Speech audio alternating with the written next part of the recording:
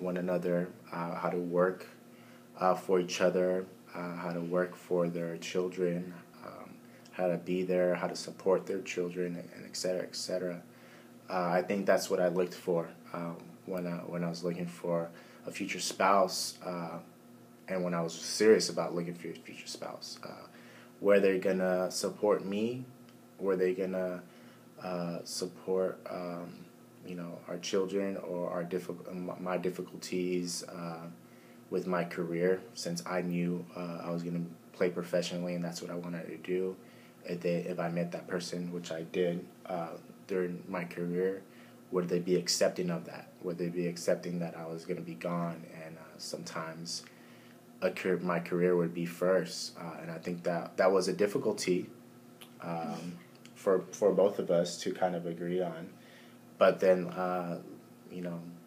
later I understood that I had it kind of backwards, and I had the wrong things some of the wrong things looking sometimes as far as what I expected a spouse to be. But the biggest thing was the support. I think having a good support system within your spouse and knowing they care for you through thick and thin and through the mistakes and through the ups and downs is big.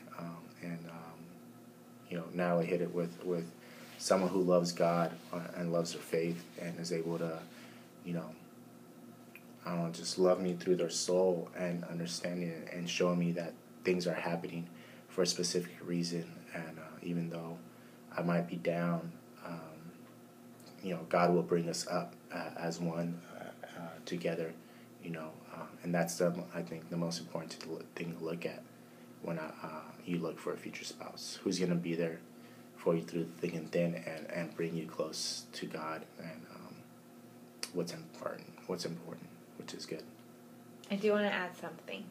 One thing, and I think this is natural for a woman, one thing that was important was somebody who would be able to support me. I am very much somebody who I want to do it on my own. I want to have my own job. I can do it. I could do it by myself if I had to.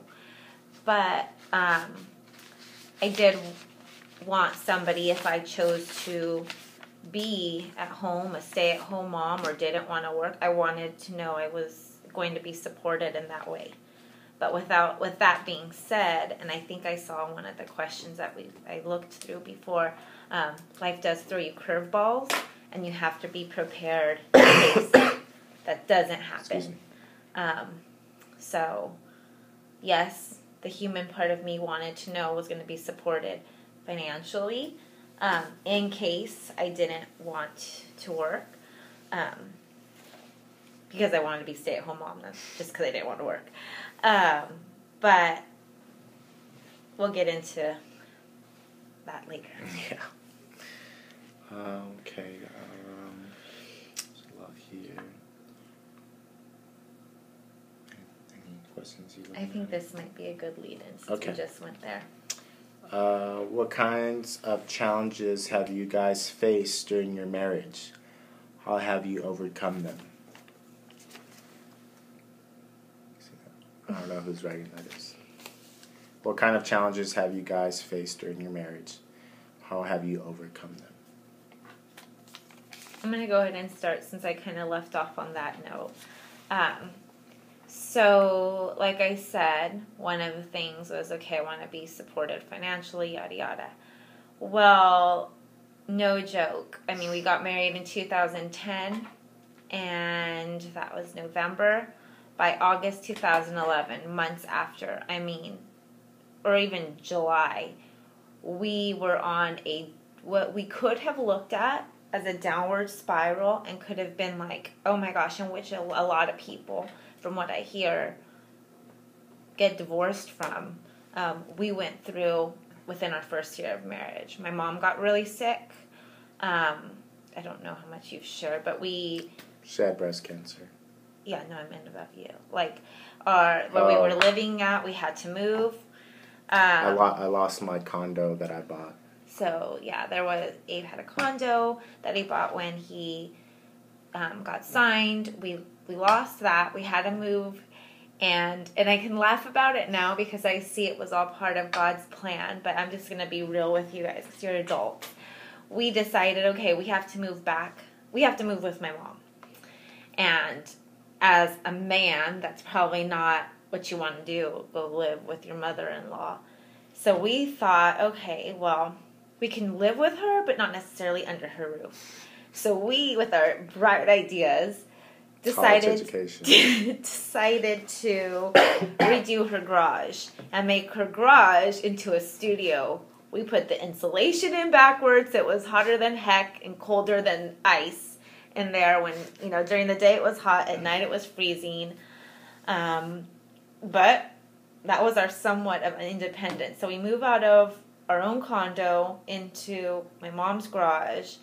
A couple weeks into that, the mean neighbors call us out, and people come out to investigate that, and we have to move out of our garage.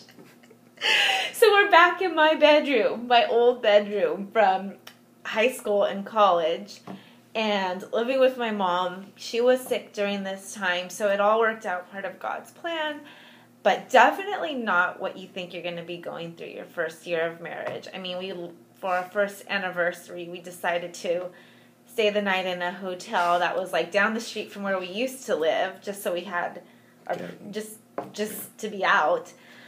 So it was a struggle. Like we were only there a couple of months, and then we got our 1-bedroom apartment, and then from that we've just moved. But I mean, we have gone through some crazy financial difficulties within the first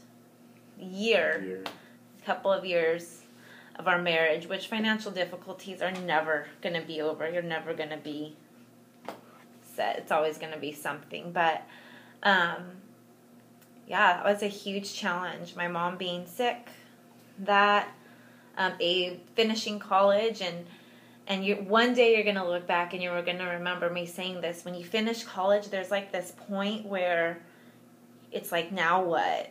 You've gone to school for these 4 years or longer if you went to play ball and then back, and now what do you have to do? Like, you're into the real world.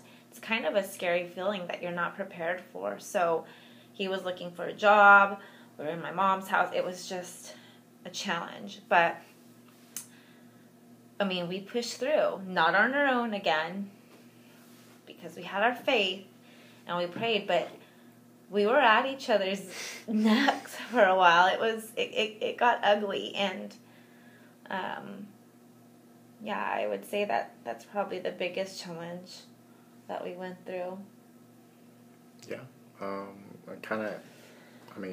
those are the challenges. I could give a different perspective on my side. It was hard for me seeing, I guess, my career finishing, and not knowing what was going to be next. I had opportunities. I worked for BP, the oil company, because we had boosters from Long Beach State who had given me the job, but it wasn't satisfying. I was coaching. That's when I was coaching at Long Beach State, and then my college coach offered me the fact to go back to school and continue being an assistant.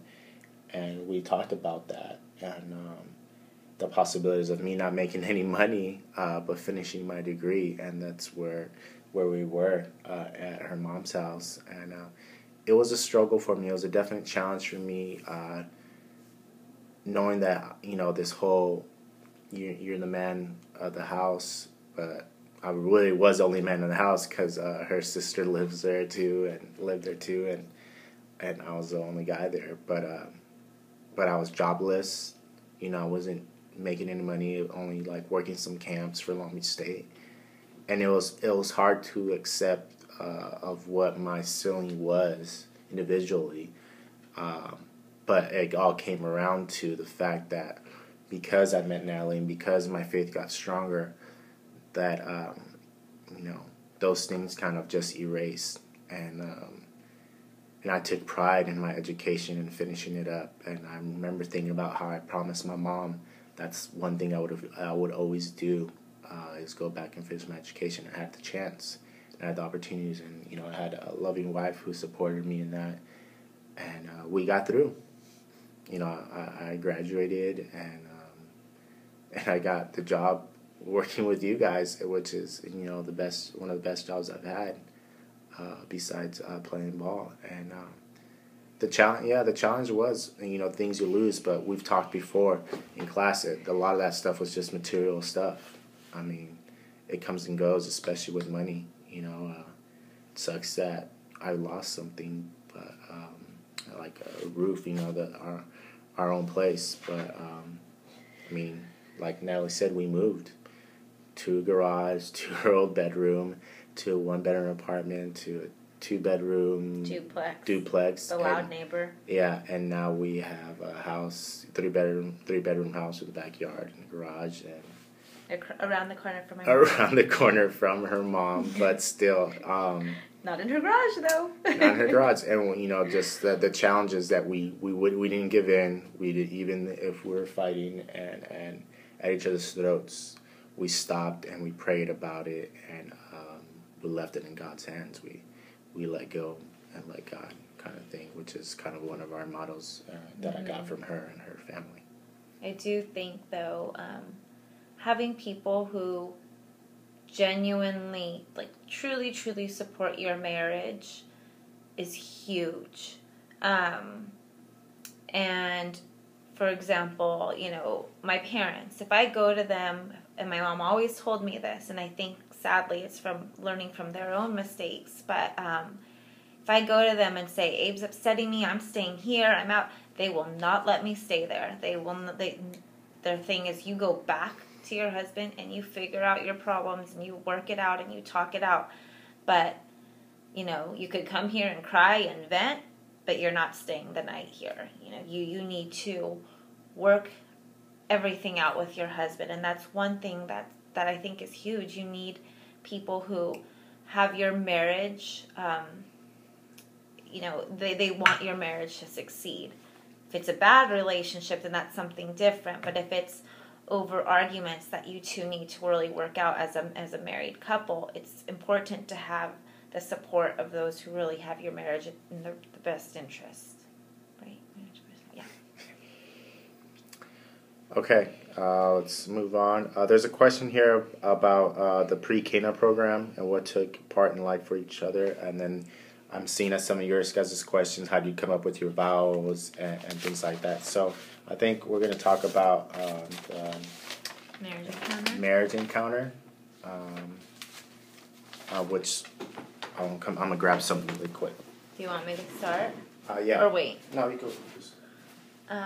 Okay, so the marriage encounter, we actually went to twice. Before we got engaged, where's the other part? Before we got engaged, we decided to. You just see me. Oh, sorry. Oh, this is our save the date here, which is cool. And it's framed around this thing we got from the marriage encounter. It's kind of ripped, but I don't know. But it says, "Love is a daily decision, being life-giving." So love is a daily decision, and it's kind of cool. But go ahead, honey, with the going twice. So we went twice. The first time we went was when we got back from Italy. Yeah, yes, it was 2009. Before we got engaged, we went that quick in between both of them. Yeah, we went one year and one the next year. Oh yeah, that's true. We went to see if we were actually ready to get married, to be engaged. Because I didn't want to be engaged and then call off the engagement. So before we even got engaged, we went to this marriage encounter, or engaged encounter. Right? Yeah. Yeah. And it was awesome. It forced us to really look at ourselves, to look at anything that we need to work on individually as a couple. It had us, answering questions about finances, children, what's important. It forced us to really talk, which I don't think happens a lot of the time. Sometimes when you think of getting married, And it's so easy to do, but you just think of planning the wedding.